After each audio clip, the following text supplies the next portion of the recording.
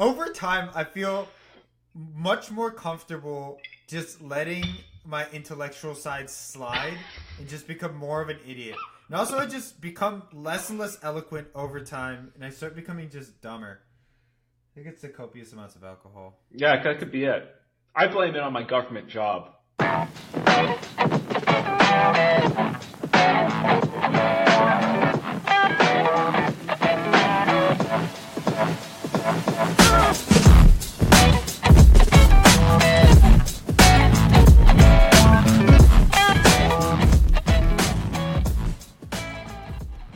Welcome to Unqualified Opinion, a footnote in the legacy of podcasting.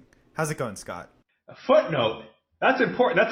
That's like on the same page that you're currently reading. No, it's more like... You gotta have goals, man. You gotta have goals. It's more like, what are those, I don't know what the name of it, those reference dictionaries. Like you have the main dictionary, and then like it'll reference an entire another book if you want to learn more. That's what this is. We're not even in the same book. You have to go back to the end of the library in the dusty aisles. How's this? Welcome to Unqualified Opinion, page 10 on your Google search. There we go. Anyway, yeah, so last week we attempted to put out another episode, and it was about eating and diets and cooking, and it ended up not being very good, and so we ended up scrapping it. At the end, Scott also mentioned to me that his recording was off the whole time, so that also played a factor. And then we ended up just not going through that. So we'll revisit that topic at some point in the future. But in that podcast, I mentioned to Scott that I'd recently started climbing. And so I just wanted to bring that up and say I just went climbing today. My fingers are just kind of destroying me. And I think I mentioned last time, Scott, that I do bouldering but not top rope. Do you know what the difference is? Yeah. Yeah, so bouldering, you don't have the rope. You're just on a wall that's pretty low to the ground. And then on top rope, you actually have the harness and then you climb up. And I went with a few friends, and one of them was belay certified, and he convinced me to go top roping as well. And I realized that I really, really don't like top rope. It's so scary.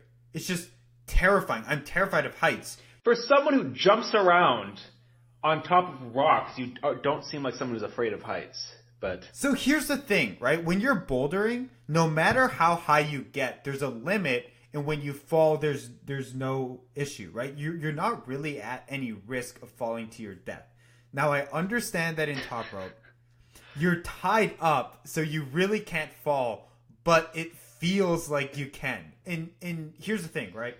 I really like how in bouldering, you can have a really difficult problem, and you can reach for something where you might be only 50% or 30% sure that you can actually make the move, and you feel comfortable doing that because even if you miss it, you just fall a foot to the ground, right? Or a couple feet to the ground. It's not a huge risk, right? When I'm doing top rope, I wouldn't even attempt that same reach because I'd be too scared about the potential risk of missing it. Even though it's all mental. Maybe I just have to get over the mental hurdle, but it just doesn't feel like I can fully commit and do problems that are at the same level of difficulty as I could in bouldering. And so I just don't enjoy it as much. But it was so fucking scary. See, for me, my sport, I don't do sports, but physical activity, I rate it on a scale of practicality. How practical is it for real world situations? And then how expensive is it to do? So for me, like going to the gym and lifting weights, like you get stronger, right? But it's not extremely practical for everyday situations because you don't often have to pick up barbells if you're not in the gym. No, it's not very. It's not very practical. But and then I love hiking, and I think that's very practical because if we ever have the zombie apocalypse, you need to be able to go out into nature and to live. Highly likely. Highly likely. Therefore, highly practical. Highly practical. I mean, it's a little more expensive, but highly practical. Top roping is highly impractical because you can't do it without special equipment, unless you're that crazy guy who like climbed up Half Dome in Yosemite with no ropes. What was that guy's name? I don't know. I don't know the guy's name. I didn't even watch the movie. That's also not practical. Bouldering to me is more practical because maybe you're in nature and you need to get around a big boulder to escape from the zombie apocalypse. See, that is practical to me. So I would be open to that, but I think top roping is silly. It's also expensive because you have to have all the right equipment, and then you have to find the right people to go with. It's just like expensive in time as well. Silly. Silly. I gotta say that picking up climbing as a hobby has really made a dent in my bank account. It is pretty pricey. It's for rich people. It's like skiing. Yeah, I bought the shoes. Whenever I do something, I go all in prematurely. Did you get minimalist shoes? No. There are specific I know climbing that. shoes that you have to. They don't have minimalist high climbing shoes. Well, the quote unquote minimalist climbing shoes are the hyper advanced climbing shoes that have less padding in certain areas of the bottom of your feet, and my feet just aren't trained to be able to use them. So I started with generic ass hiking shoes, but those were $85, right, which is relatively cheap. And then the membership is somewhere between $100 and $120 a month. Yeah, it's a little pricey. And then I bought some chalk as well, and so it really adds up. Yeah, now I'm at this conundrum where I go to this gym that's really, really nice. It's got the bouldering section, it's got the top rope section. It's also got a full gym. And unlike a lot of other gyms, it has equipment that I would use for my calisthenic workouts. It's got rings. It's got the kind of mounted parallel bars that you put on the ground to do handstands and planche and stuff like that. And then it's got boxes, and it's got straight high bar, right? And because it has all that stuff, I don't really need my old gym anymore. I could just go to this gym, but the old gym is closer to my. It's right out your door. Not anymore. You're getting moved. Yeah, so because the company moved offices, it's actually about a 15-minute walk. That's not bad, but it's still not far, right? And I have friends who I work out with at the gym there, but it's $70 a month, and so I'm thinking about maybe getting rid of my old gym membership and just going full in on the climbing gym and just going there for my regular workouts as well. Is it further away? It is, but from my office, it's only about 25 minutes by metro. So you have to consider, though, when you're at a long day and you're tired, psychologically, maybe you would have been willing to do a 15-minute walk.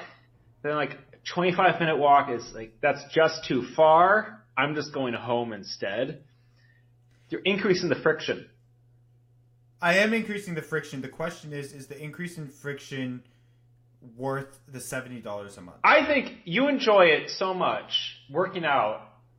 I think that maybe if you bought $7 less worth of alcohol. That's not going to happen. I have to support the podcast. You have to support the podcast. That's true. You do drink an entire bottle of whiskey. Speaking of alcohol, what are you drinking for the podcast? So, it's a mint julep, but not really because I don't have crushed ice because my refrigerator doesn't do ice.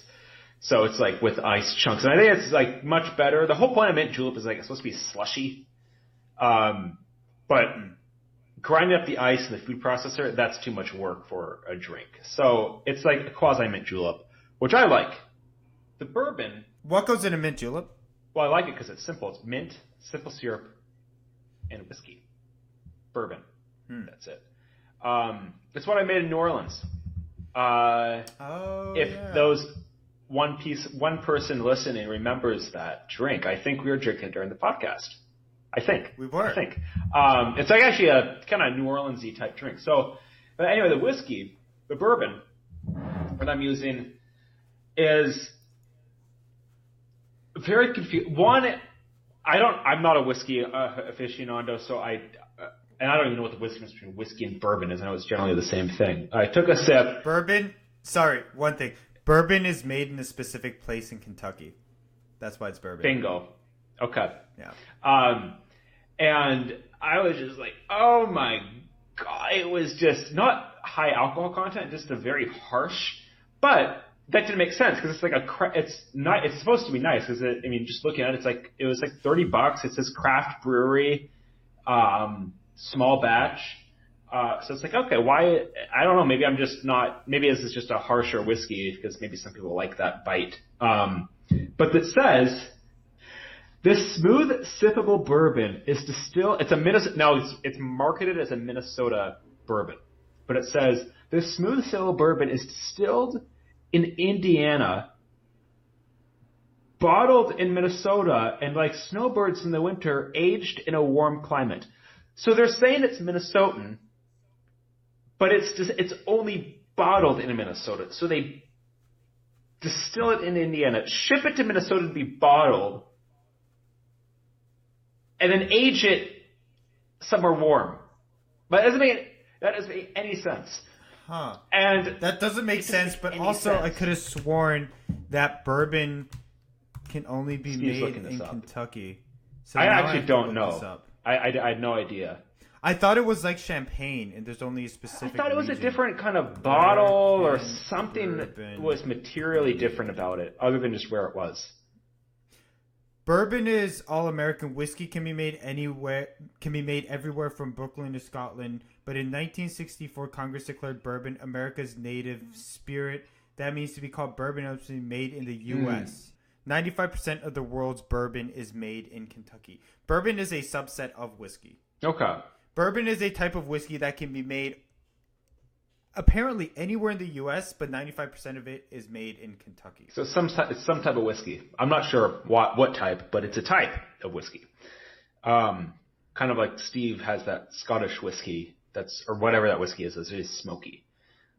Whatever that one is. I think that was just single malt. Single malt. No. It was Scotch. Scotch. See, Scotch, bourbon, whiskey. I don't know.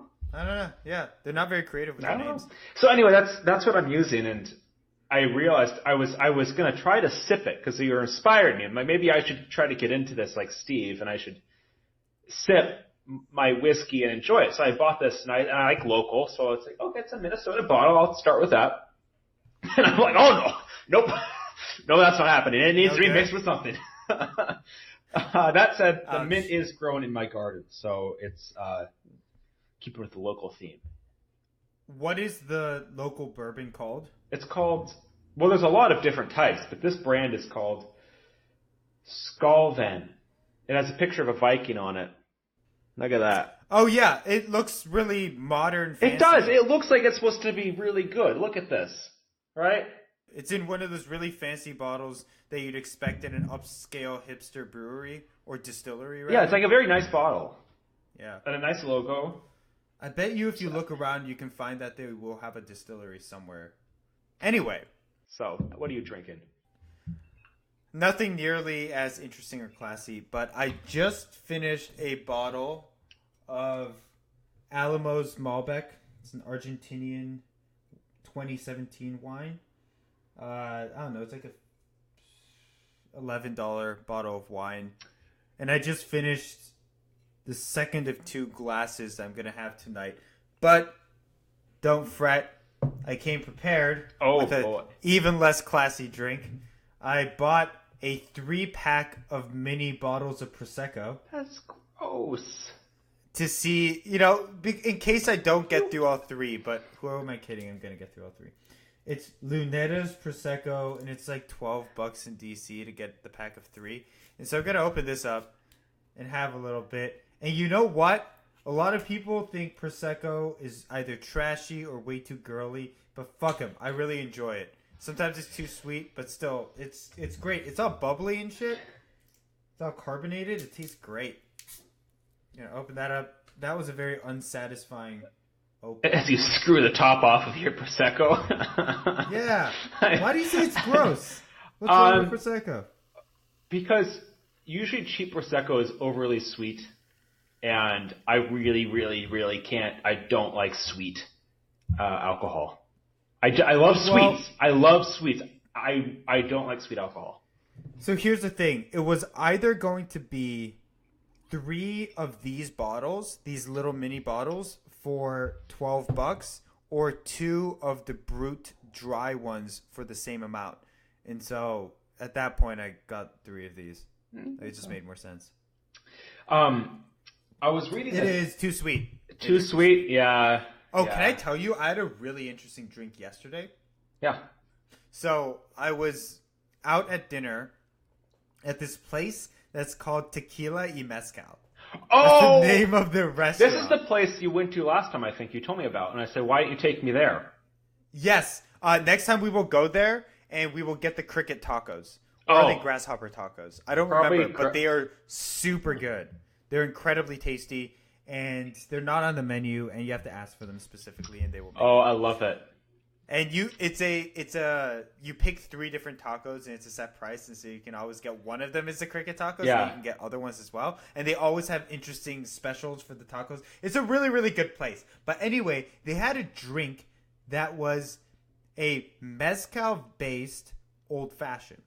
It was one of the best old-fashions I've ever had. I'd never thought that would actually taste like an old-fashioned. And What kind of bitters do they use? Incredibly well. Not the normal bitter. You have to have a different kind of. They had a different one, and I don't know what it was, but it worked really, really well. It was.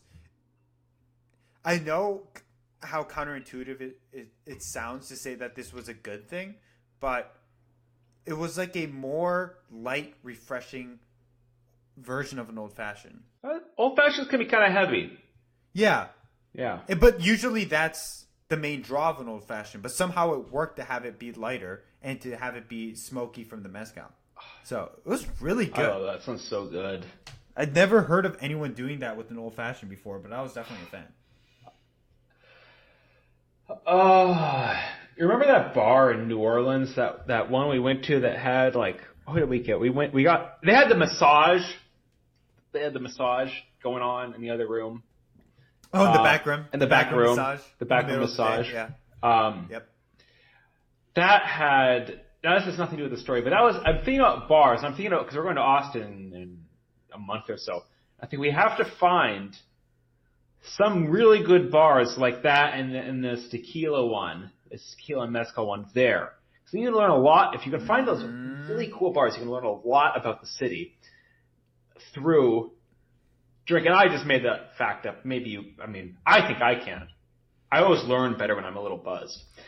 To each their own, but I think finding nice little, unique bars in some random neighborhood in a city is one of the most enjoyable experiences you can have in a place that you're traveling. One in Baltimore, we were the only ones there, and it was carpeted. Wait! Explain the story. Oh from the my beginning. God. Well, I was so kind of. Steve and I were in D.C. and because Steve lived there and I was visiting, in case make that clear. So, and we were looking for something to do, and Steve had also wanted to go back to the aquarium in Baltimore, which is one of the biggest aquariums in the country, if not the biggest aquarium in the country. Because he had gone as a kid, and I had gone as a kid, very, very, I don't know, 15, 20 years ago. And so we decided, okay, let's go. And took the train up to Baltimore. I'm never having a child, let me tell you. Oh my God. It was a weekend, I think, or it was a holiday or something. Infested with children. I gotta say, the aquarium was very enjoyable. It was smaller than I remember it, to be honest. It is smaller. But it was still a fun time, except for the fact that there were way too many fucking kids. And we were there and saying, it would be great if they just did an adult night. I'll pay double. Oh, absolutely. Get rid of these fucking kids. Absolutely. I wish more museums would do that because there's a lot of adults who like that kind of stuff. And going to the zoo, going to the aquarium, whatnot. And the kids, there's two big things. One, they're loud. It's just loud. Mm-hmm. I want to have quiet, listen. I guess fish don't make much noise, but it's distracting still. Yeah. And then, they would you couldn't get close to any of the things because they just, come in swarms, and you had to look at the fish that was the size of a quarter from, 10 feet away because there's just, kids all over the place. I think part of it is that, and obviously I was the same way as a kid, they're just unaware, right? The same social protocols do not apply when you're a kid. They don't. You can't blame them. So, yeah, it's not like I could just push them aside and be like, hey, Stop being a little dick and let other people see the fish. And it doesn't help. I'm taller than Steve, so that's like I'm seeing Steve come. Yeah, and I'm the same height as a lot of these kids. These kids the same height as Steve. So. Yeah. So what am I supposed to do? I can put you on my shoulders.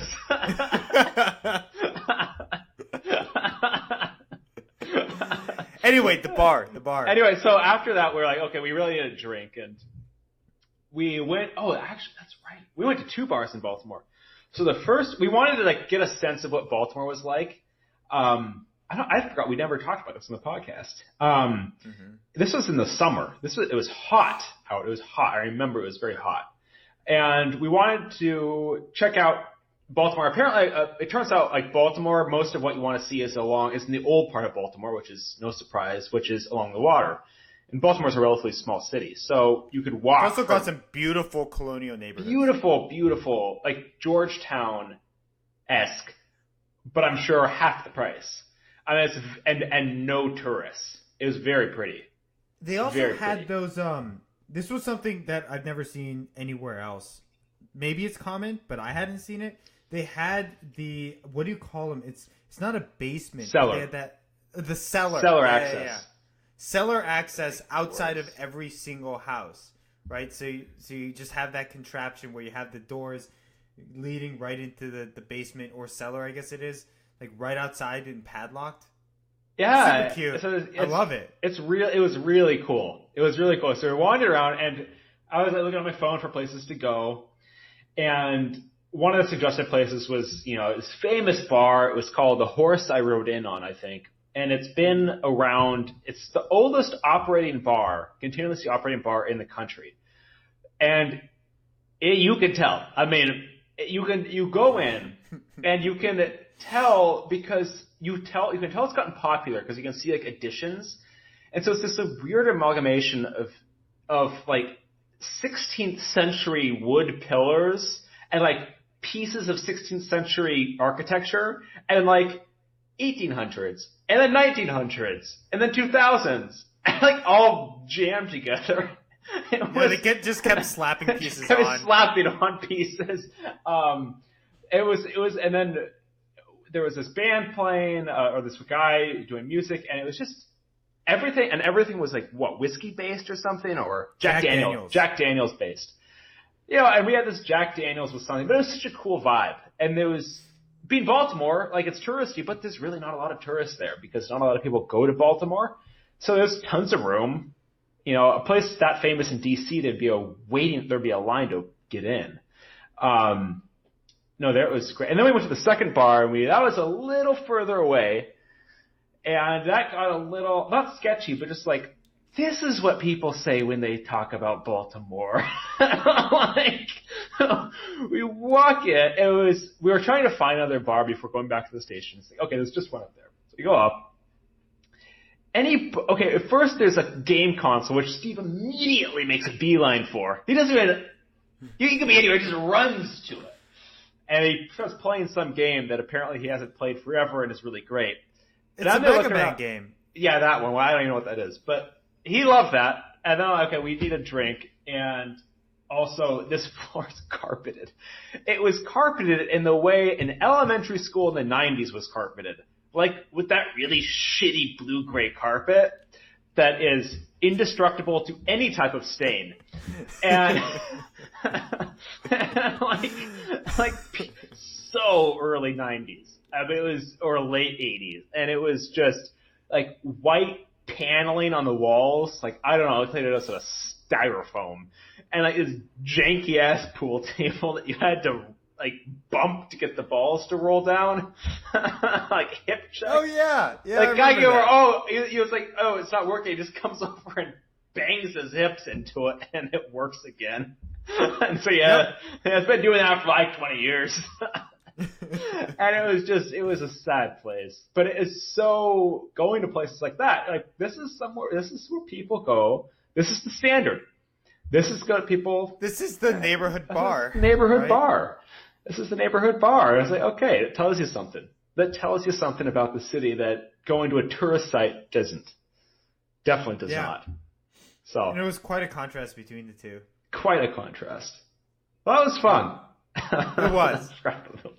Bar. So we could keep reminiscing about different bars and places we've been, but then we wouldn't get to the main topic of the podcast, and it's a large topic that we have to get started on. So I'm just going to dive in. Great. So Scott and I started reading this book called 1491. Surprise, it is another book club episode of the podcast. And we actually did not mention it ever, but no one's really listening anyway. So if you're listening from the future, pause now, go back and read the book 1491. It's only 400 pages. You can get it over with in like 2 months. It's fine. Some of us can. Then once you're done... Some of us can. Steve did Once finish. you're done, you can come back and listen. And like Scott just said, I did not finish the book. I got through parts 1 and 2, and I did not finish part 3. But we're going to discuss this book. It's called 1491, like I said before, New Revelations of the Americas Before Columbus. And it's basically about recent archaeological and other research into the quote-unquote New World and what insights it has provided for how the Americas were before European colonialization. And the picture that it portrays is a starkly different one from the one that, for instance, we, growing up, learned in middle school and high school in our history books and everything else.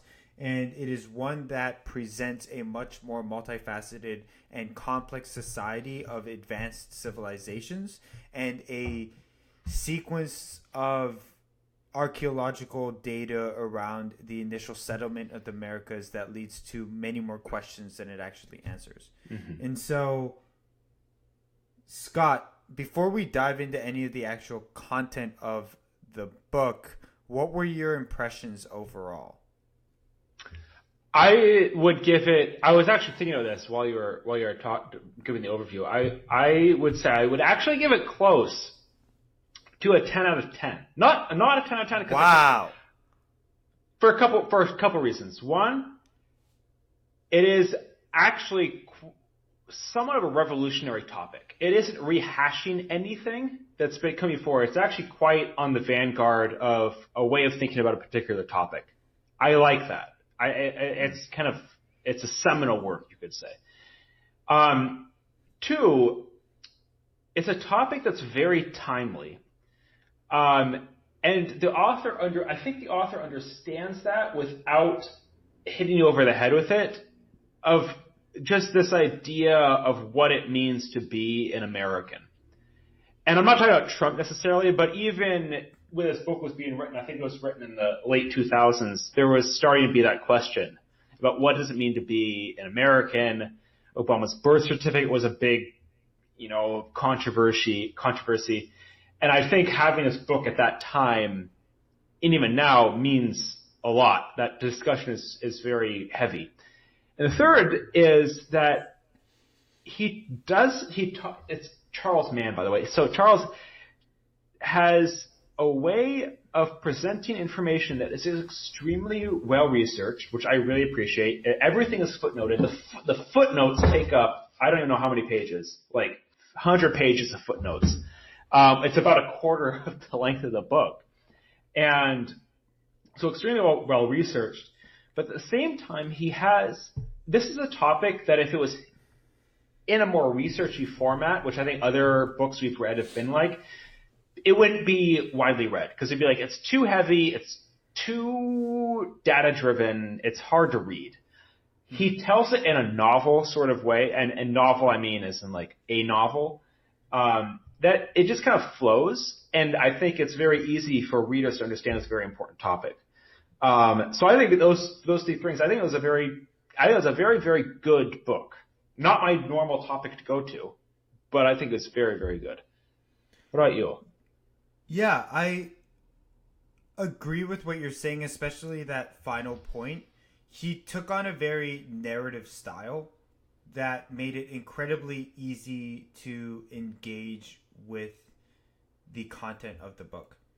You know, oftentimes when I'm reading nonfiction, and I don't know if this is more of a product of the age where I just don't read as frequently anymore, but I will get distracted and I'll be thinking, how much longer until I can take a break?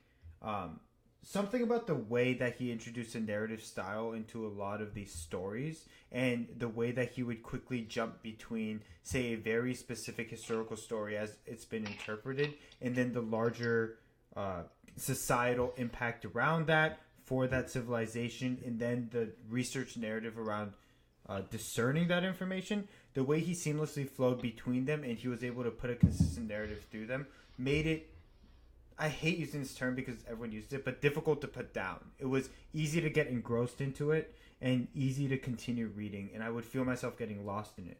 So I definitely have to give kudos to that. I think the flip side of that is that he was jumping around a lot, and so because of that, it was sometimes difficult to figure out, okay, so which civilization are we talking about? What's the context here? How does it all flow together? And part of the answer is that there were a lot of different complex civilizations within the Americas, and not all of it's cohesive and flows together. So overall, really enjoyed the book. I'm sorry I didn't finish the last segment of it. I think we will eventually in this episode break down part by part what happened, and you can kind of fill me in that part 3 section of what actually happened. It was a long book, so I'm gonna leave the first part kind of to you, because the third part, the more I think about it, is actually quite interesting. And the coda, I think, I'm not gonna tell you what it is right now, but the coda, I think, leaves a very fascinating discussion piece to end with. I think that's the best part of the whole book. I want to say though, Steve, before I ask you about, to launch us off here, but I want to say that it wasn't, as to Steve's point, was a bit confusing because there were 3 theses that he had, which was Native Americans have been around longer, have had a larger impact on the land, and were more numerous than thought previously. And then he had actually what was written. None of those 3 really matched, and they all kind of flowed in between each other. So It was what thesis are we on now? What is the title of this chapter again? And that's not what we're talking about right now. Yeah, and some of them combined with each other, right? At one point, he was talking about this certain civilization around the territory of the Inca, and then he explained in detail their rise and fall. And then in a future section, he explains the same history from the lens of a different civilization, and then their engagement with them and their fall. And it's like, oh, wait, you talked about this engagement previously, and I don't know how the context actually differs. Yeah. It's very confusing. It's like a whole thing. So I just want to say before, the book leaves you more with an impression than an ordered sequence of events or an ordered set of theses. It's more like people were more advanced than we give them credit for, and that has impacts on how we think about them and how we interact with Indian culture. We can talk about that word today. It leaves you with that. You understand that as the main theses, and I think what he had was just a billion different examples of all of this stuff that supported that, and he needed to somehow section it into 3 pieces, and so he tried to fit them into buckets, broadly speaking. And to start with, let's just get through this quick phrasing issue, right? So in the book, Charles Mann references Native Americans as Indians, and he justifies that by saying that when he talked to numerous different groups of Native Americans or Indians, they talked about themselves as Indians. And so he, in order to respect that, decided to use that phrasing to respect what those Indians were referencing themselves as. And I think that in my mind, I've always assumed the right term is Native American. And so I'll probably jump back and forth within the terminology. I personally don't feel like there's any particular issue with using one term or the other. I would assume that there really isn't, especially if Indian is a term, as he says, that is widely accepted by the Native American community. Right. Yeah. So just to get that portion out of the way so that we can have the actual conversation about the book. The first thesis is that Indians were present in much larger numbers than European colonists and future historians had assumed. Can you describe really quick, kind of, Steve, when you say that, what was the assumed state?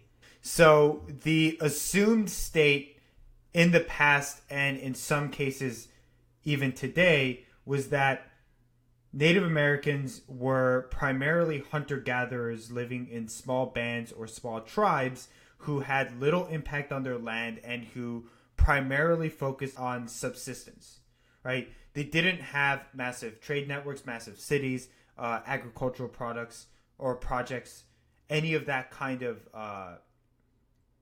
development that would be characterized within modernizing civilizations.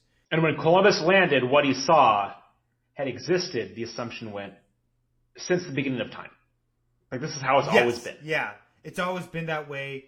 Indians were passive inhabitants of this land. They didn't make any changes or updates to their own existence. They were stuck in time, in a sense. They didn't have the capacity to innovate, to advance, to improve. And so this is the perspective in the first section of the book that Charles Mann is trying to overturn. And he uses two main examples of stories of colonial contact to kind of frame this initial discussion. The first one is of the Pilgrims' first contact with Native Americans at Plymouth. And the second one is of, God damn it, was it Pizarro? Yeah. Francisco Pizarro. Yep. And so in the first one, God, I'm trying to remember exactly what happened. Do you remember exactly what happened? I don't remember exactly what happened, but while Steve looks for it, I just want to kind of reemphasize this, like, before state that people assume that it was just always like that. The book starts out with talking about how it really takes away the agency of the people who lived there, and that when they interacted with people from Europe, weren't trying to get anything for themselves. They were just, like, reacting like a jellyfish reacts when you touch it. It just, like, contracts. It just, like, moves involuntarily. Like, people are just kind of involuntarily in their actions and just reacting to, which is how Thanksgiving is portrayed. It's like the Pilgrims come, they need help, they ask for help, the Indians say, okay, we'll help you, and then they had a big Thanksgiving because the Indians helped them. Like, that's, yeah. And it talks about how there's this big background of how the Native Americans, the Indians, saw the Pilgrims and how different tribes wanted to use them for leverage in their own political internal affairs. Which I never knew, right? Well, here's the interesting thing, right? Because a lot of times when we look back at history, we have this misguided assumption that these Indian tribes were a homogenous, cohesive unit. And in fact, at the time, for very good reason, these Indian tribes saw their primary adversaries as other warring groups that they're trying to seek the territory from. There's this small dispatch of very sickly white people with poor health. Hairy, sickly, dirty, disease-ridden white people who don't really seem like much of a threat except for the fact that they have these loud noisemakers that actually don't shoot very accurately or very far, right? And so they see this group of people and they are dealing with all of these complex politics and military engagements with sophisticated societies on their part, on their own land. And when they would engage with the Pilgrims, it was always, hey, how can we leverage these Pilgrims in our own much more pressing actual conquest? They didn't see a reason to band together because the colonists were one small party in a vast array of parties that were vying for control. Yeah. I thought that was really fascinating.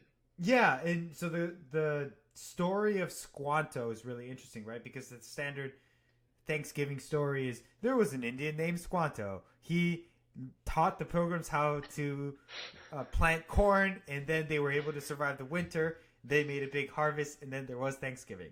La-di-da-di-da, right? The story of Squanto, his name actually being Tisquantum, which wasn't actually his name. That's the name that he gave to the Pilgrims, which meant something like the wrath of God or some kind He made it up. He made up a name that was completely egregious, right? Just as a giant FU in the face of the Europeans. His story is incredibly interesting, and it's mired by tragedy. So he was forcefully abducted by a prior European adventurer. I don't remember who. I don't. But the time Pilgrims had been there, there'd been white people coming and for years. He was brought to Spain, where they attempted to sell him off into slavery. The Catholic Church prevented that, gave him his freedom. He was able to somehow get his way to England, I believe it was. From there, convince someone to take him to the Americas. He traveled to the Americas, and then after multiple negotiations and back and forth and some unfortunate mishaps with different merchant vessels, he was able to finally make it back to his home, which at that point ended up having been completely decimated, as well as the rest of the entire New England coast from the diseases that the Europeans had carried. So this guy, he grew up in a vibrant, thriving community. He was forcefully taken from his home.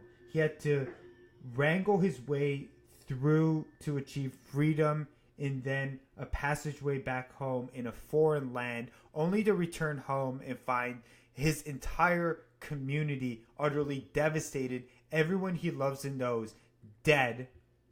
And then he was forced to grovel to the leader of the tribal coalition to have a position where he, one, won't get killed, and then two, can engage with the Europeans who had now settled a colony where his previous community used to live, and then use that as a way to gather enough power so that the tribal leader won't behead him and he can somehow overtake his position. So he was actually leveraging, I'm doing a bad job of explaining this, but he figured out, I've returned to this hellhole. This tribal leader does not trust me because I lived in Europe for a while because I was trying to escape back to my home. And I will be killed at some point unless I can prove my own value. So he starts to help the Europeans so that he can eventually take over control of the remnants of his lost community. And that's the true story of why Tisquantum actually helped the Pilgrims. It was because he was being nice. No, not at all. So you mentioned like everyone was dead, and that's like smallpox is a big part of it is the part of the first section of the book. Like smallpox and how far worse that was than maybe assumed in terms of decimating the population. So can you talk about it was really interesting because what the author does is he doesn't just look at the historical and the archaeological records. He also looks at a wide breadth of genetic and biological research as well. He does a good job of looking at how the genetic research displays a remarkable level of genetic homogeneity within Native American populations and a propensity toward being more vulnerable to a lot of the diseases that the Europeans could have carried. He then mirrors that with historical examples where in the Amazon, for instance, a certain group of Indians were exposed to, I believe it was measles, but I don't remember exactly what disease. And then they had a radical die-off rate. Well, and there was 2 types of immunity, right? There was the type of immunity that's immune to things like parasites, or it helps your body cope with parasites. And Native Americans had that. Like, they could drink the water and eat the food and not be affected by that. Yeah. And Europeans who had lived in extremely close contact in very dense cities for a long time had developed an immunity to airborne germs. Sorry, no, let me correct you, because the Indians actually, a lot of Indians did live in just as dense or even denser societies. Yeah. So it's a common misconception that that's the issue. The reason why Europeans were much more resistant to these diseases was, one, because they already had those diseases, and so in their cities prevalent. So if you're a child and you get exposed to disease, you have a much higher likelihood of having an immune system that can quickly adapt and respond to it. Right. The second thing is these diseases are coming from domesticated animals, and this is where this kind of syncs with a lot of Jared Diamond's work.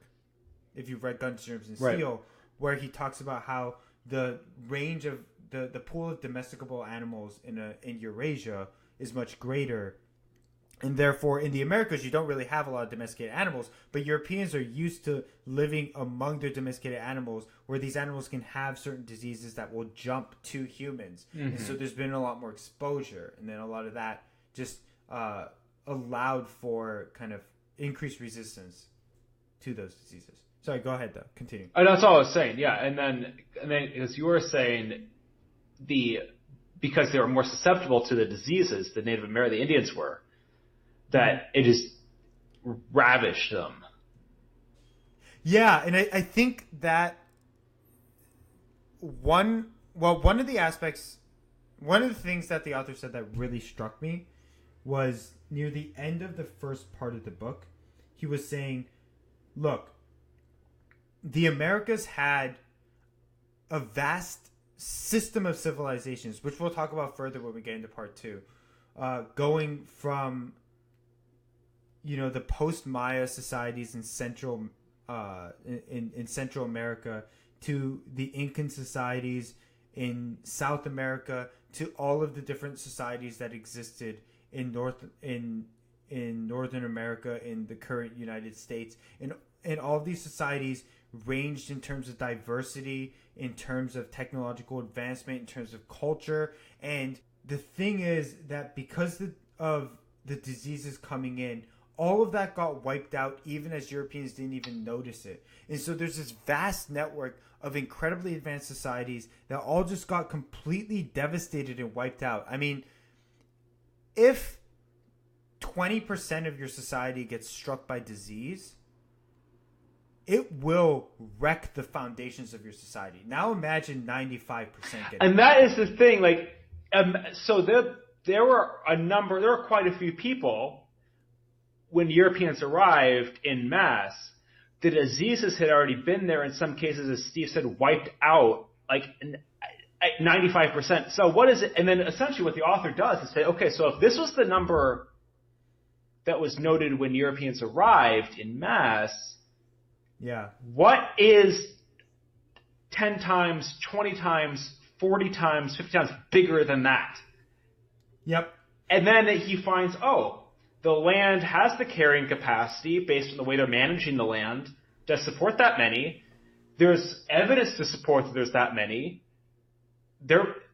Everything points to that there was 100,000 people in this one city. Yeah. And it's just really unfortunate, because if you think about it, think about all of the great theoreticians, scientists, theologians, rulers who have produced the kind of teachings that lead to the foundation of this world within Europe and Asia.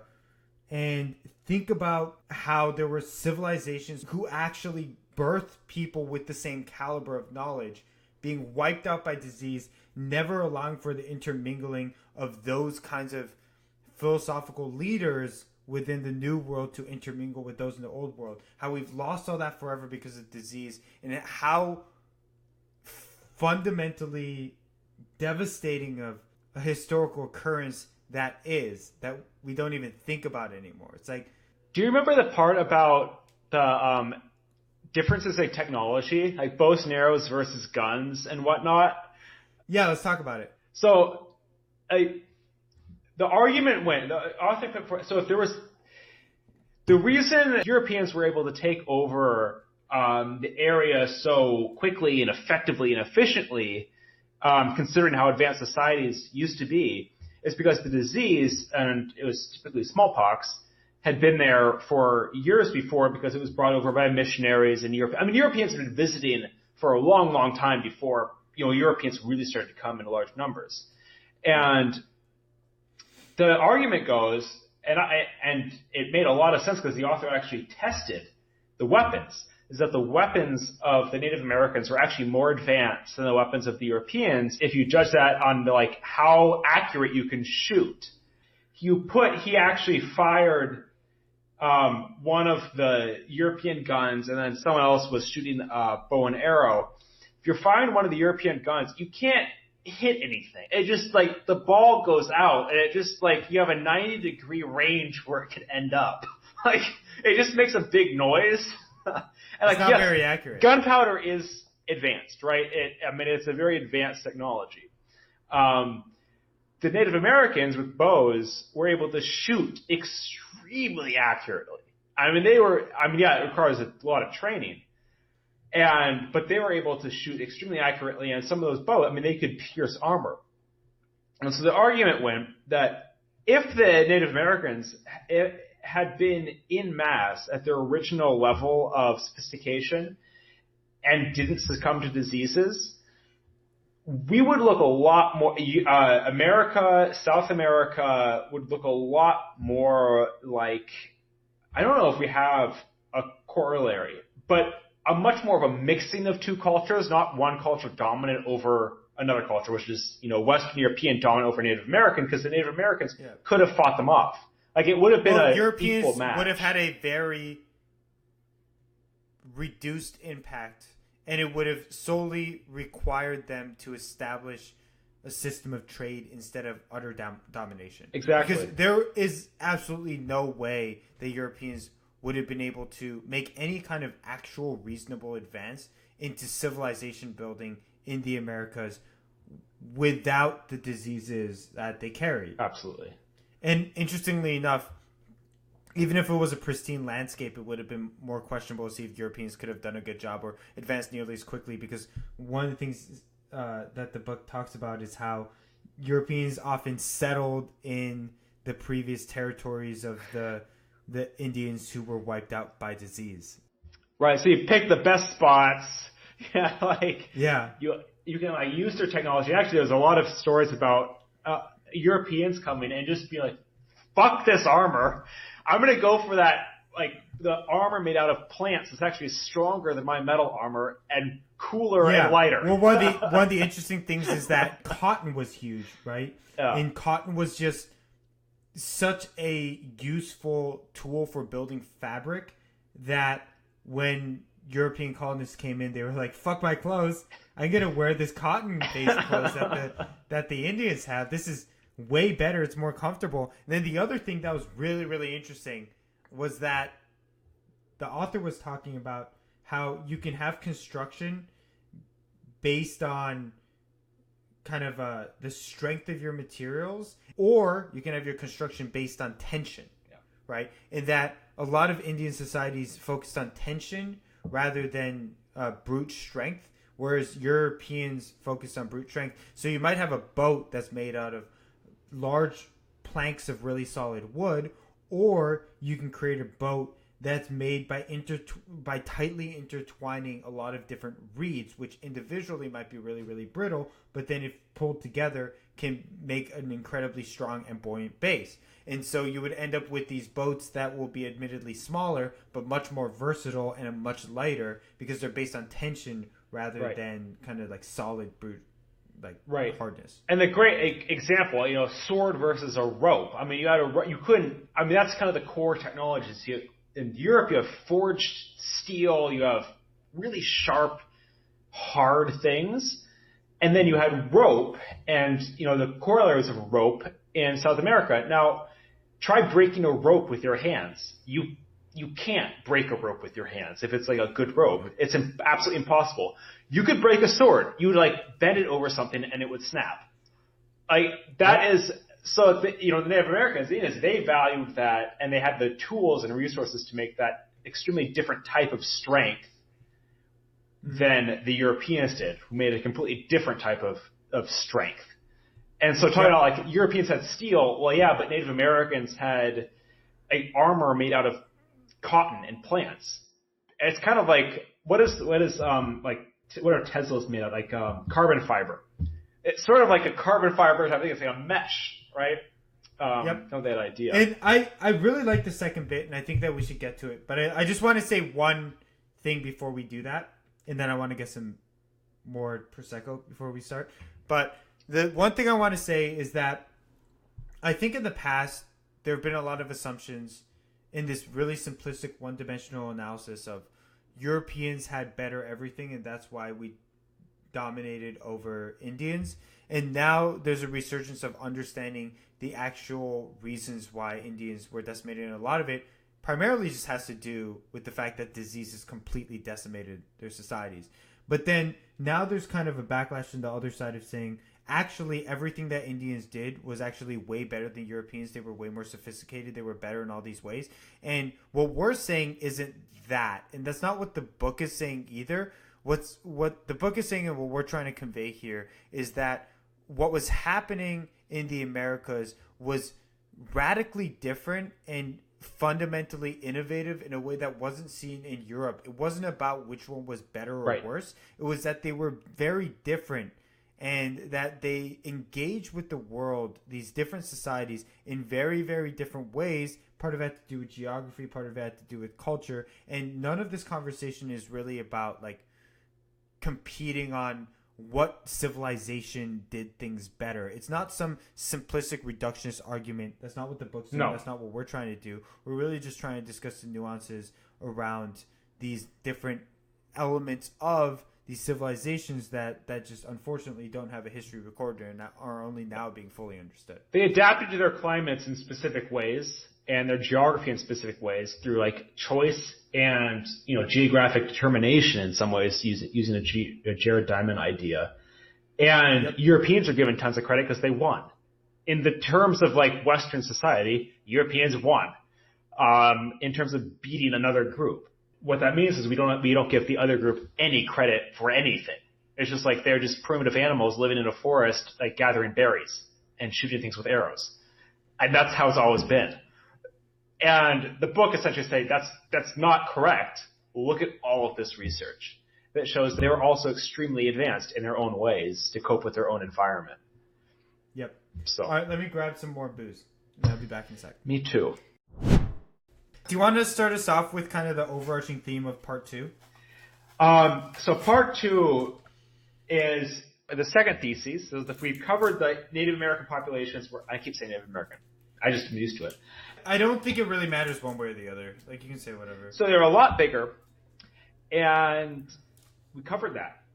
We ascertained they got smaller through disease, and it wasn't due to necessarily European amazing genius and technology and whatnot. Part 2 is that Indians have been here far longer than we give them credit for, or than is commonly known. The kind of casual assumption by a lot of people is that they started small societies. They lived on what they could. They were generally hunter and gatherers. Some more advanced societies, existed with the Aztecs, which actually wasn't actually an empire. I learned it's another name for it because it's more of a coalition. The Inca and the Maya.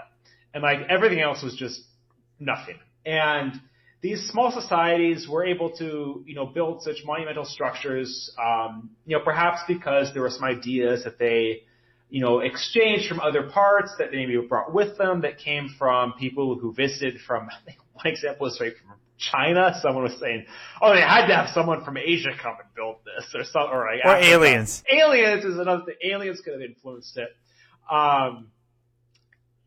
More and more, we're realizing there are two more. I think one was accepted for a while, cradle civilization. So right now you have And civilization, not like the cradle of like mankind as a species, but of civilization being humans organizing themselves in a collective manner, which is a very unique thing. I mean, no other species does it on the scale we do. So that's, civilization. You had to start in Mesopotamia, on the Tigris and Euphrates. That's the common one. Everyone knows that. You had it in China, modern day China.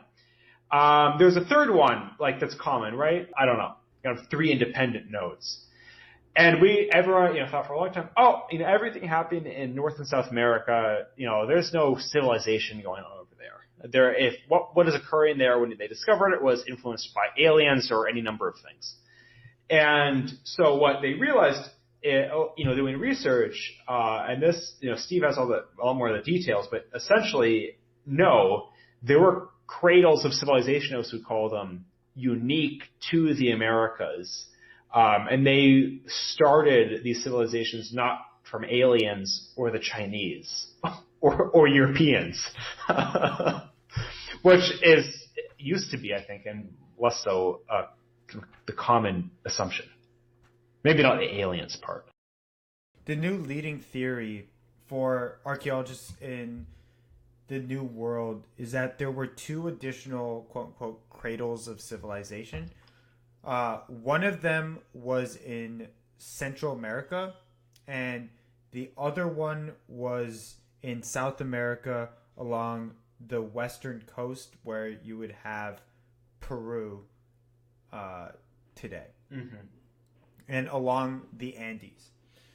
And I don't remember what the name of the first significant civilization there was. It was old something. Norte Chico. That's what it is. The Norte Chico. And this civilization was incredibly interesting. Well, first, before I even dig into that, what's interesting is that with Eurasia, you would have different groups, but then they would be able to communicate with each other. And so you really have the Fertile Crescent and then groups spanning out from that. And it's possible to assume that ideas were shared and developed. Exactly. And then orders of governance were developed. There's still Mesopotamia and then Egypt from there, maybe China from there over thousands of years. Exactly, right? You can easily hypothesize that. With the New World, with the Americas, that can't have happened. You have the massive stretch of the Amazon.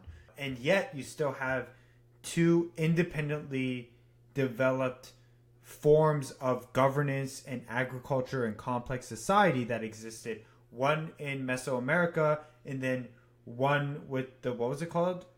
The Norte Chico.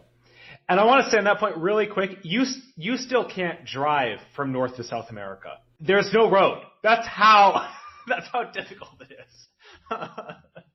And so Norte Chico was really interesting because the civilization developed around the Andes, which the traditional theory around civilization development is that you will end up with an area along some kind of system of rivers, which has highly fertile land that's flat, and you can develop agriculture as people congregate there. And agriculture is the foundation of complex societal development. Mm-hmm. But what the book goes into is that this theory kind of hits a wall when you look at the Norte Chico civilization, how that developed.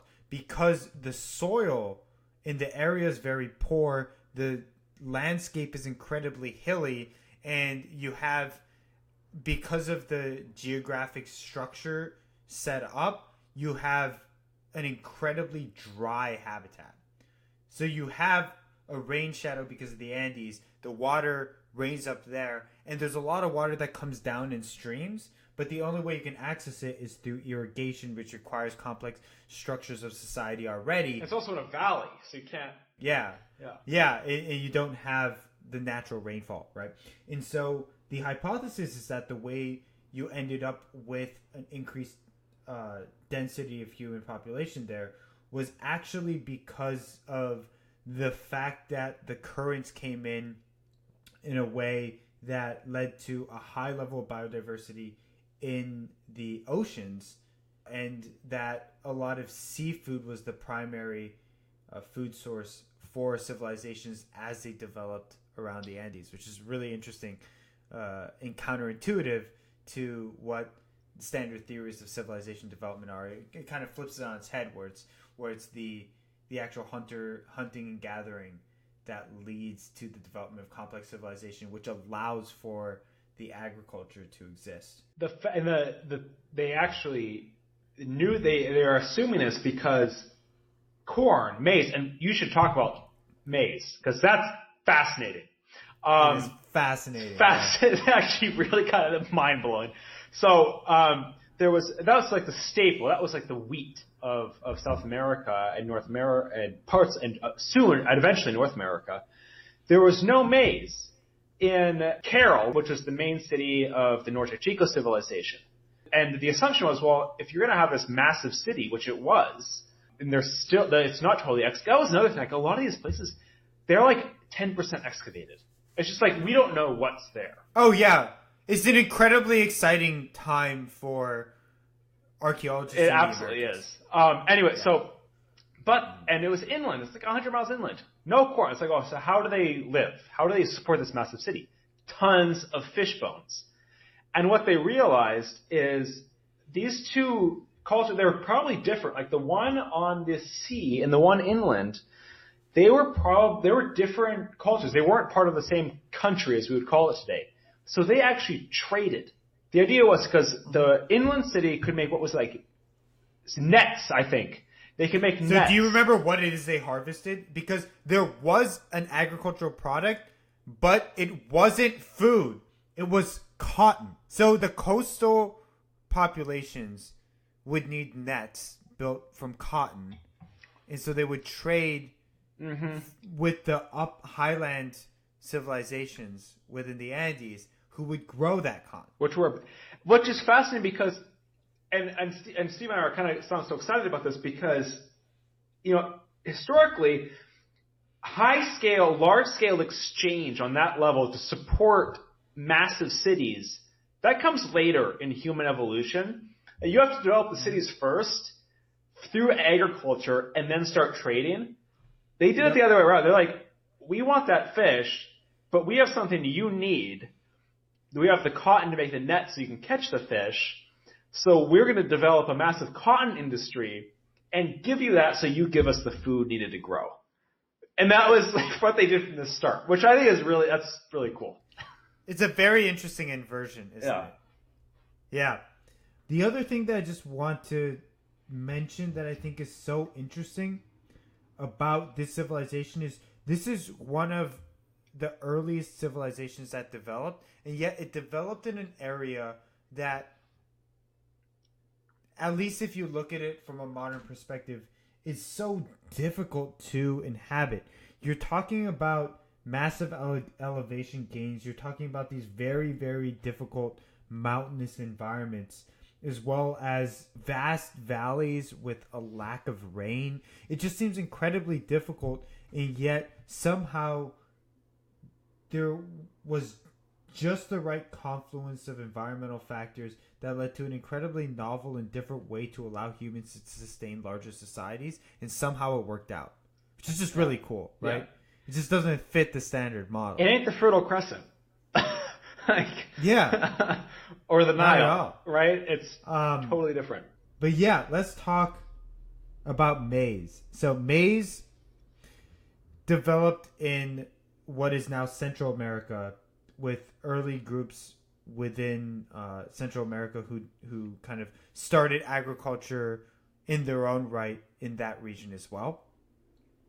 The really interesting thing about maize is that, unlike other domesticated crops, if you look at wild crops and you think, what could this have been derived from?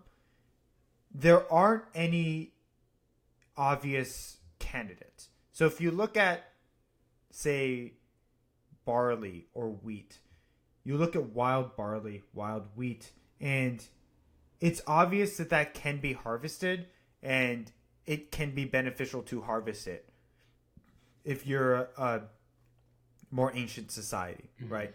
There's a value in harvesting it. You can get calories out of it. You can make some kind of food. The closest relative to corn that actually exists in the wild is called teosinte, and it is not worth eating. Let's just say it is. It's got a small number of very hard seeds that take a lot of energy to get any kind of nutrients out of. Incredibly difficult to harvest because they have a predisposition to shatter, and so you can't actually pick it up. And there are, I think it was like 7 or 8 different genetic variants that influence the capacity for it to shatter. So it's not one variant to be able to breed out. And there's a whole host of other reasons that I don't remember because I'm kind of drunk. They're tiny. They're tiny. That was the other part. Yeah. So there was some kind of genetic miracle, and at some point, the author goes through this whole series of other theories of whether it came from other plants or whatnot, and it eventually shoots them all down. And so it's pretty clear that maize came from teosinte, but it's still somewhat of a mystery as to how we got from teosinte to what we consider maize now. But the other thing that's really interesting about it is that the degree of diversity in how maize was utilized is astounding and unlike any other core grain in any other society. So this crop was leveraged in so many different ways that you can have tons of different colors of different kinds of maize, and then tons of different sizes, sweetness, starchiness. It's just incredibly interesting to hear. And it's really unfortunate that we don't have that anymore about how widespread this became. I think as someone who does not eat a lot of maize and grew up on rice, basically, it's hard for me to fathom the depth at which maize was so essential in terms of food.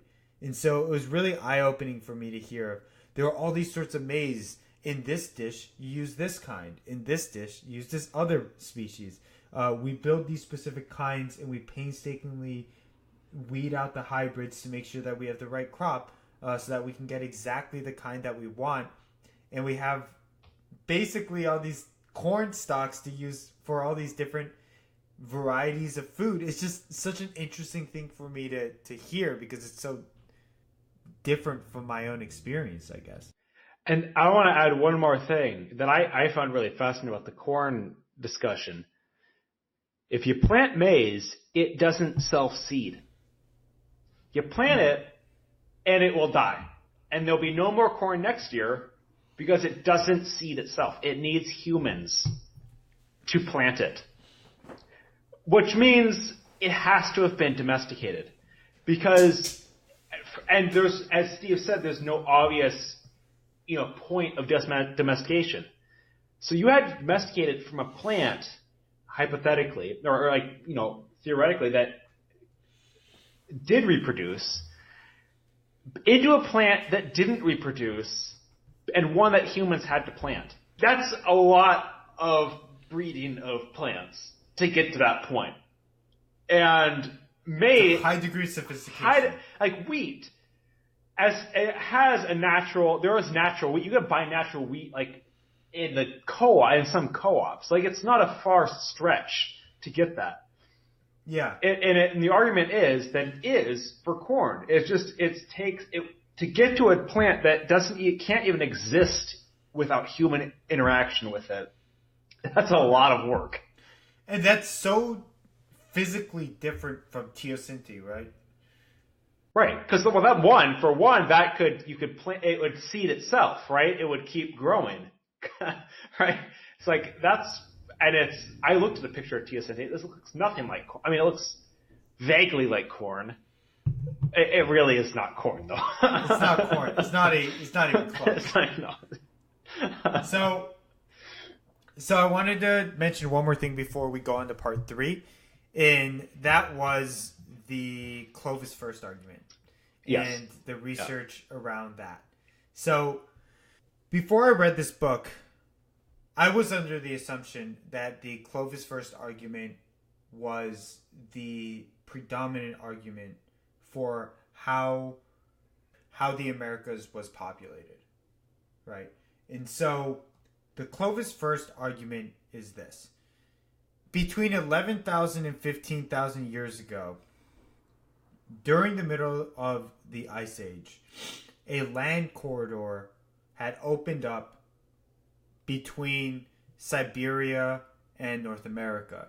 And during a very small gap of time, around 50,000 years, Siberian populations traveled across that land corridor, made it into North America, and then subsequently populated the rest of the Americas. It seemed like this was a done case, shut and closed. We know how the Americas were populated. This is how I was taught the Americas were populated. Right.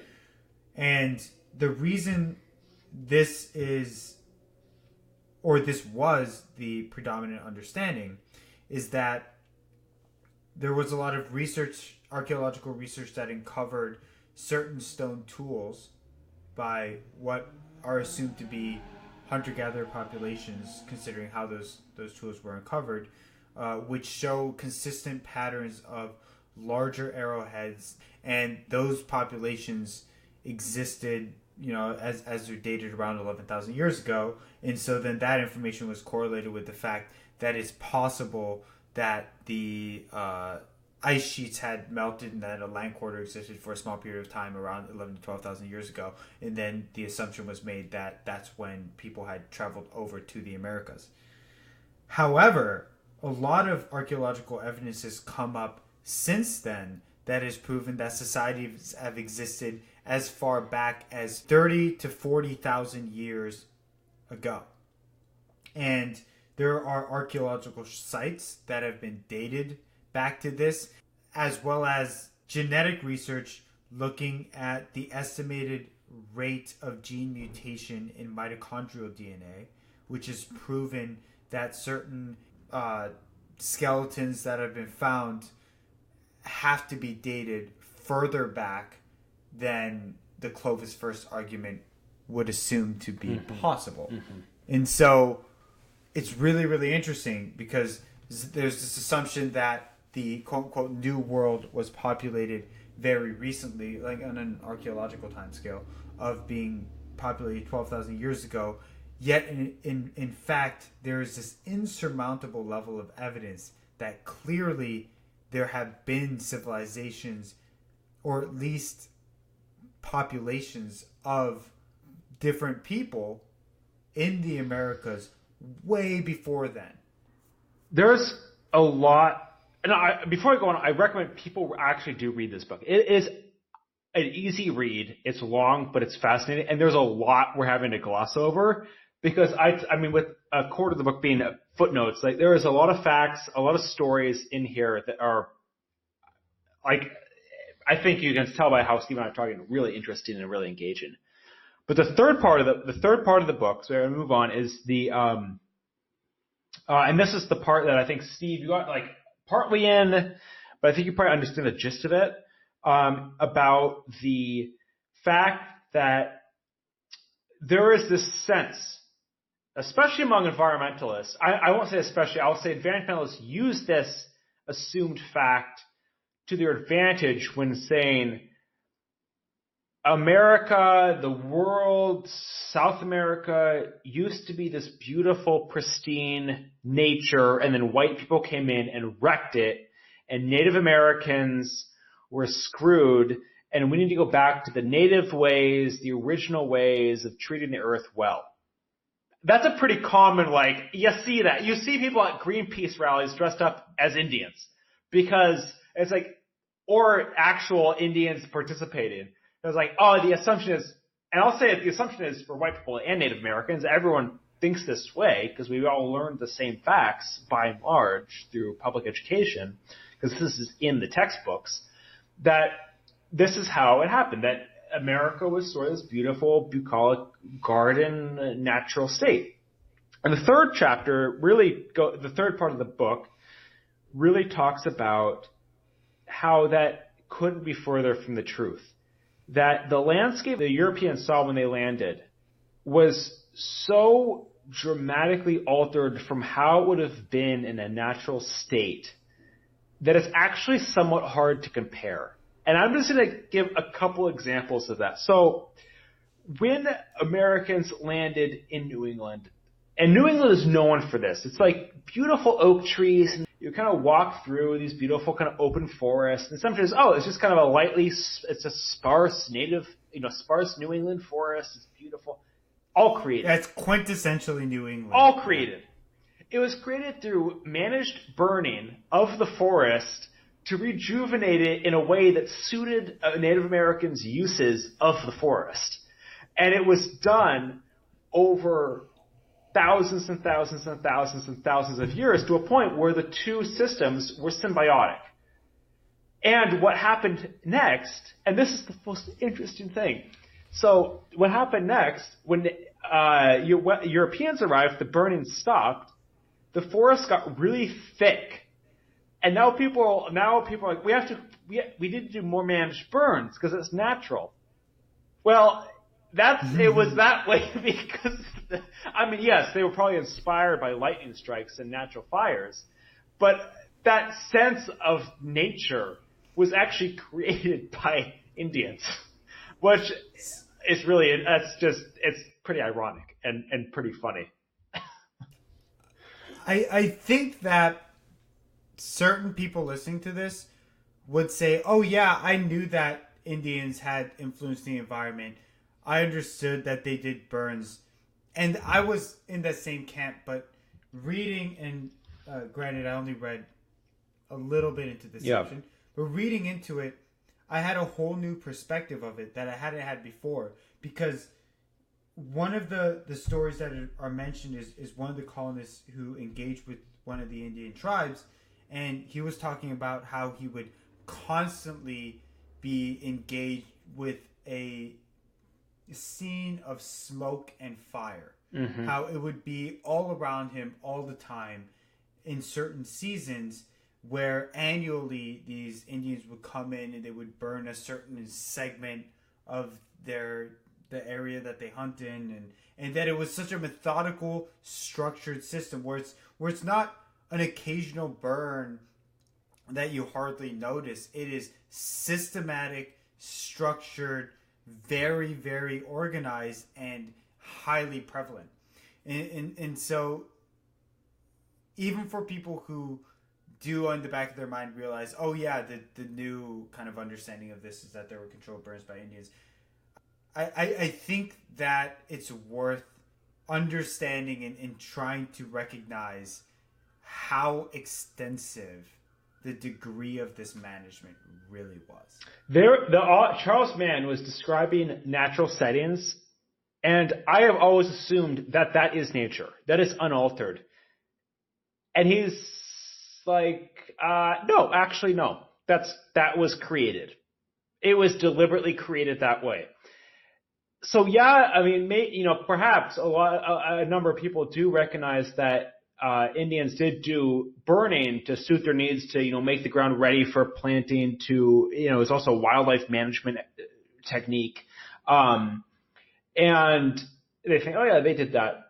But you also have to realize that it was at the level to where what you think of as nature, as original, without any human touch, that's not right. That was actually created. That the original state was probably a lot more overgrown. Yep. And so the second example I want to use is the passenger pigeon. And I also want to preface this by saying, a lot of this is based on research that's very new. When you talk about research, new could be in the last 30 years. We're talking new in the last 5, 6, 7 years. This is very new research, and there's debate about it. But passenger pigeon is another great example of saying this bird was in such massive flocks when Europeans, really started settling here. It would come and pass over and block the sun out for days, literally. That's how many of these, they were like insects, these passenger pigeons, which are now extinct. And the idea is, oh my God, we've ruined this massive resource that was in the wild, this massive group of animals. The reality was that for thousands of years, well, at least in the research he talks about, which is convincing, there's no pasture pigeons are fat and stupid. Like, they will sit on the branch and eat until they fall off the branch. Like, and then he's like, yeah, in some cases they burst open. They are so full. They're stupid animals. They're dumb. And if you wanted to hunt them, when Western Europeans were here, you could like go out and shake a freaking tree and they'd fall off and die because they're so full. They're fat and stupid. I mean, I made that up, but I'm not too far. Like, you can go out and with a bow and arrow and just shoot one, and it would just fall on them. And they're not hard to kill, and they're fat and plump, and there's meat on them and whatnot. Awesome food source, right? Incredible. Yeah, they found very, very, very, very few pasture pigeon bones in any fire pits or any dump pits in North America. And among other things I can't remember right now, what it suggests is that pasture pigeons were actually a lot less prevalent because pasture pigeons feed off of large agricultural fields. And so when Europeans came, they created this massive fields for these birds just to eat. And they just boomed in population. But in the Native American times, they weren't very common. They were like just any other bird. And I'm not downplaying the extinction of them. But they partly went extinct because they're so damn easy to kill. Which is like, why wouldn't the Native Americans have driven them extinct? Because they probably drove extinct other animals. No, it's because the pasture pigeon exploded because Native Americans were decreased in size. And that this bird exploded in population because it could eat on everything. And this is another example of like Native Americans are managing the environment in a way that controls things. And that our assumption of extinctions and of massive herds of even bison it talked about didn't used to be as big as we maybe have thought. Because they were managed by the Native Americans. They were hunted. They were killed in fairly large quantities. Yep. And once Native Americans were decreased and put into areas, they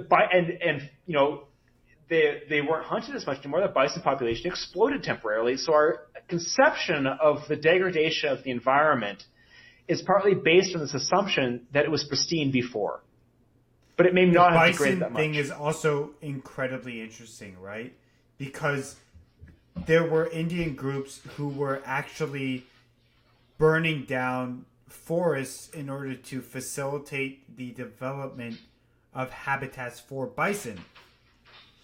And the question becomes, why would you do that if you have all of these bison existing? And the reality was, bison weren't as common in certain areas in the East, and you wouldn't actually be facilitating fires if they were as common as you would have assumed them, given the stories that certain people had about being able to shoot and kill bison, right?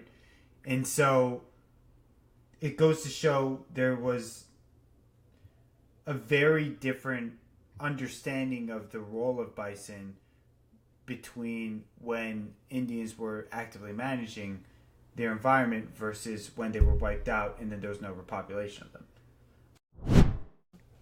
All right, why don't we move on to the coda? Scott, I have not read any of this, so tell me what you think. So I think the coda is the most exciting and thoughtful chapter in terms of inspiring you to think differently of the whole book.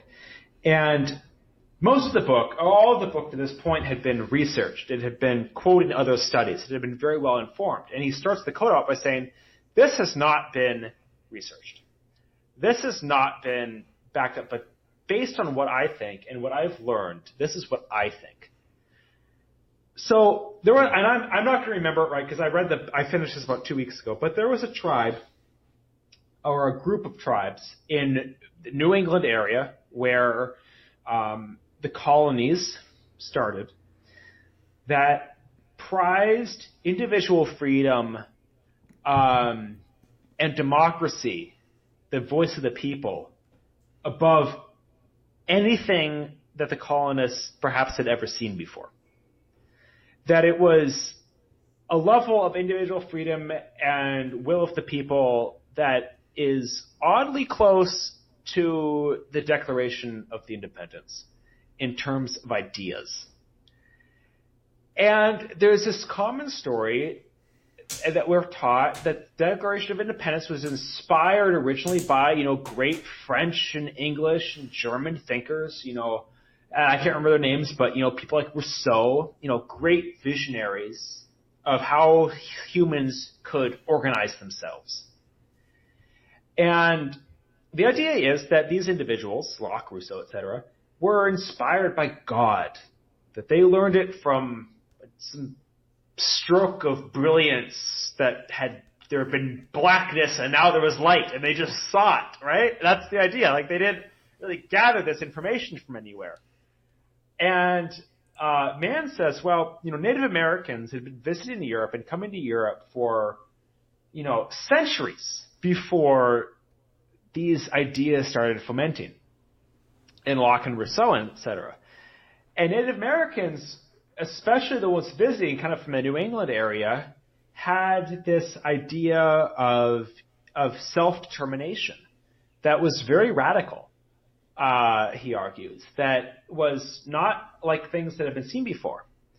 And that Rousseau and Locke and et cetera interacted with these individuals. There's proven evidence that they interacted with them and referenced them in their works. And when they told analogies, they actually referred to Native American communities in America when they're in their writings. And would talk about them in anecdotal format.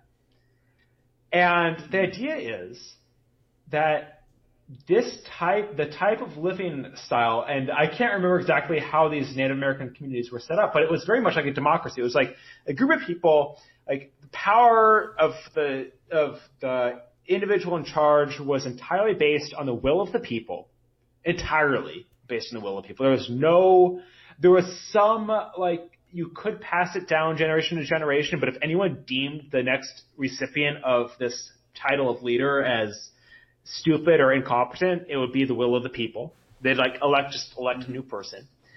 And also this coupling with freedom. That is very American of we pull ourselves up by our bootstraps. We're in charge of who we are as individuals and we do what we want. And there are a lot of stories about Europeans interacting with Native Americans of especially missionaries being like, these damn savages just won't listen to authority. Things like that. They won't follow along. And I think this kind of follows what Steve and I have been talking about. They're very independent minded. They have a goal that they want to achieve for themselves. And this was different in the highly structured societies of Europe, where you have superiors and inferiors, and you didn't have that in Native American society. Everyone had a certain role to play. And this idea that everyone was equal, it was just so radical, and it started to inform, the argument goes, these original thinkers, as we think of them, Rousseau, Locke, etc., who informed the writers of the Declaration of Independence, of the Constitution, and of the American psyche. And it's actually baked into who we are as a nation, which I find comforting in some ways of we didn't come up with this idea by ourselves. It may have come from other individuals, but also this is I'd say a little twist I want to end with. So, and again, this is just, talking out loud. It's not supported by any facts. There's been a lot of research, and it's hard to do research on social studies like this, of the fact that in New England, the tribes up there really abhorred slavery. It's why would you subjugate another individual to your will? It is unnatural, and they're independent, and they're human just like the rest of us. That was documented as the perspective of these tribes. In the South, the Native Americans in the South, very different kind of perspective.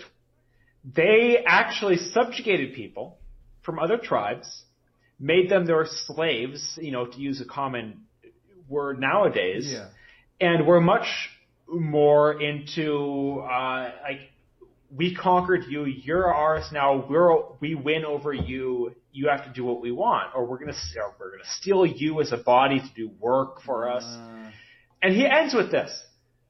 2 questions. One, if you disagree with this entirely, you're essentially saying you think it is impossible for advanced societies' influence to only go one way. The influence only went from European to America. There was no influence going the other way. And that seems kind of silly, but that's what you're saying. You're saying the influence only goes one way. The second thing is saying, well, it's a counterfactual. It's like, okay, look at Mexico. Look at other Central American countries. They had Europe invade them, but yet you have societies there where it is extremely visible that the Spanish were highly influenced by the Native American culture. You have this whole mestizo culture form of mixed race that still exists today. It's still extremely prevalent in Latin America, of mixing of races, and like you're indigenous and you're kind of mixed and you're more white. That extremely influenced the culture today in Mexico. I mean, that is Mexico. It's this idea of a mixed race. And yeah, it's different circumstances, smaller population, different scale, etc.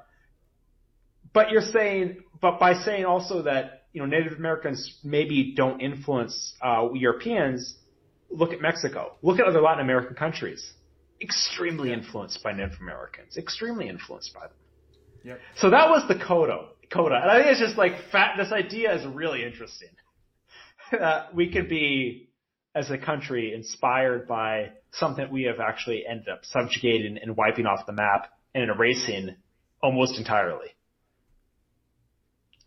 I think it also does a great full circle onto one of the original points that he brings up early on in the book, which is to reference the tragedy of losing the capacity of having the exchange of ideas with the complex civilizations that existed due to the wipeout of disease. Right. And really kind of coming full circle and saying, despite all of that, despite the fact that these societies were decimated, there's still a sense in which some of the ideologies and the cultural legacy of the Indians who existed at that time somehow are rooted in the foundations of the civilization that we live in today. Yeah, absolutely. We now live in a time that really questions what it is, to phrase what we started at the beginning, and why I think this is timely, of what it is to really be American, and that the American ideal is to pull yourselves up by your bootstraps. And perhaps that's not so American as we would like to think.